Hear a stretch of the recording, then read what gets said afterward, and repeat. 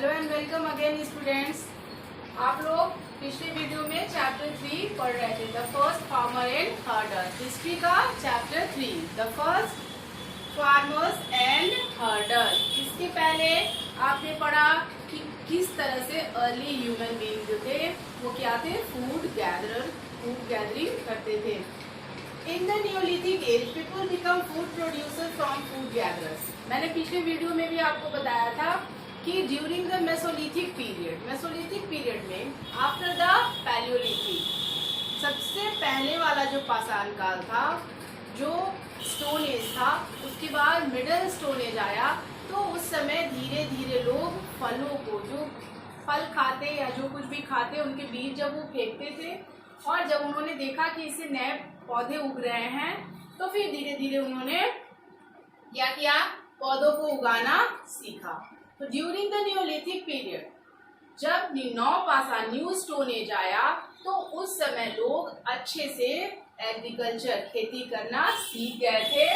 In the neolithic as means during the new stone age, नवपाषाण काल में मनुष्य जो है धीरे धीरे फूड गैदरर से क्या बनने लगे, फार्मर और food gatherers.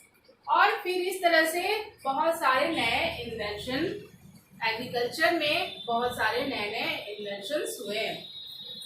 The neolithic age in south eastern Europe can be dated to around 7000 BCE, while in the northwestern Europe it can be dated to around 4500 BCE।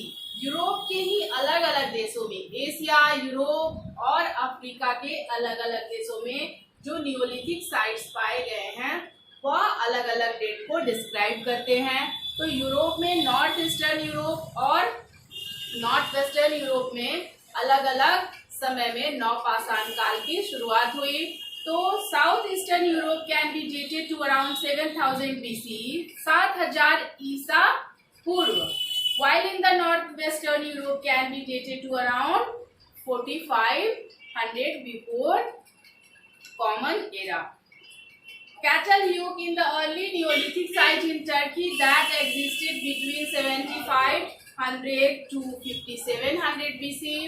It is the largest and best preserved Neolithic site that has been discovered till now। अभी तक जितने भी Neolithic sites की खोज हुई है, तो इस दौरान कोई भी ऐसा जगह, सबसे बेहतरीन नियोलिथिक साइट का उदाहरण कौन सा जगह है, टर्की का एक जगह है और यह दुनिया का सबसे बड़ा, it is the largest and best preserve Neolithic site.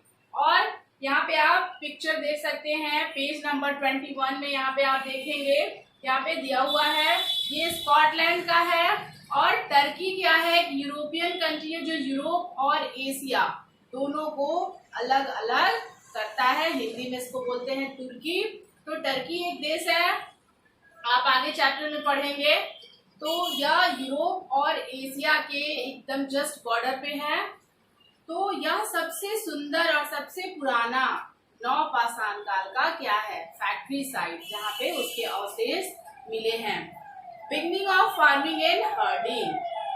In the Neolithic age, people become food producer from food gatherers. They shifted from nomadic living to becoming settlers। और धीरे धीरे वो क्या करने लगे, फल चुनने की जगह, जो रिवर वैली थे, नदी घाटी थे, नदी के किनारे जहाँ पे उनको आसानी से पानी मिल जाता था और जहाँ पे फर्टाइल लैंड भी होता था, तो वहाँ पे वो खेती करना सीख गए और धीरे धीरे वो फूड गैदरर से क्या हो गए, सेटलर्स हो गए, एक जगह रहने लगे। और फिर धीरे धीरे उन्होंने जौ means barley, millet, wheat, peas, इस तरह से बहुत सारे फसल उगाना सीख गए थे। To take care of the crops they had to live at one place for a long time, thus they started settling down near river valleys। This led to the formation of the first settlement। Gradually they learned better skill of farming and cultivating। Along with cultivation, the early humans still gathered plants and hunted animals। और वह खेती करने के साथ साथ वो क्या करने लगे, एक पौधे को दूसरी जगह से, जैसे बगीचा लगाना, धीरे धीरे उन्होंने छोटे छोटे जो पौधे थे, जो फल के पेड़ थे उनको लगाना भी सीख गया और उसके साथ वो जानवरों का शिकार भी करने लगे। मतलब शिकार तो पहले से करते ही थे, जानवरों को पालना शुरू किया, डोमेस्टिकेशन ऑफ एनिमल, और उसके साथ वो हंटिंग भी करते थे। Farming and herding were adopted slowly over thousands of years, और इस तरह हजारों साल लग गए धीरे धीरे सेटल होने में और ग्रोइंग ऑफ विलेजेस, और धीरे धीरे गांव का विकास भी होने लगा। Domestication was a gradual process that took place in many parts of the world at different times. It is the process in which wild animals and plants are adapted for human use. और इस तरह से धीरे धीरे वह क्या करने लगे, जानवर को भी पालने लगे और वह एक जगह से दूसरे जगह जाते थे। तो इसमें ऐसे बहुत सारे जानवर थे जो उनके उपयोग में आते थे, और बहुत सारे ऐसे पौधे, ऐसे अनाज जिनको धीरे धीरे वो प्रिजर्व करना सीख गए थे। Animals tamed by man included cattle, sheep and goats. Tamed animal were different from wild animals. Tamed means पालतू जानवर, जो पालने वाले जानवर थे वह जंगली जानवर से क्या डिफरेंट थे और आज भी हैं। जैसे कुत्ता, गाय, बकरी। सबसे पहले उन्होंने कुत्ता, फिर बकरी, फिर गाय, और इस तरह से दूसरे जानवरों को पालना शुरू किया। For example, the teeth and horns of wild animals were generally much larger than those of tamed animals. Do you understand? Very simple. Domestication of animals means a good supply of milk, meat and hide for clothes. वो चमड़े का उपयोग क्या करते थे, कपड़ा, जिस तरह से हम लोग क्लोथ कपड़े पहनते हैं, तो उस जमाने में कपड़ा होता नहीं था, तो वो लोग क्या करते थे, वृक्षों के छाल, पत्ते और जानवरों के स्किन जो होते थे, हाइड, इसका इस्तेमाल अपने शरीर को ढकने के लिए, टू प्रोटेक्ट द हीट और बहुत सारे कोल्ड, जर्म्स, बहुत सारी चीजों से बचने के लिए वो क्या करते थे, चमड़े का उपयोग अपने कपड़े बनाने के लिए करते थे।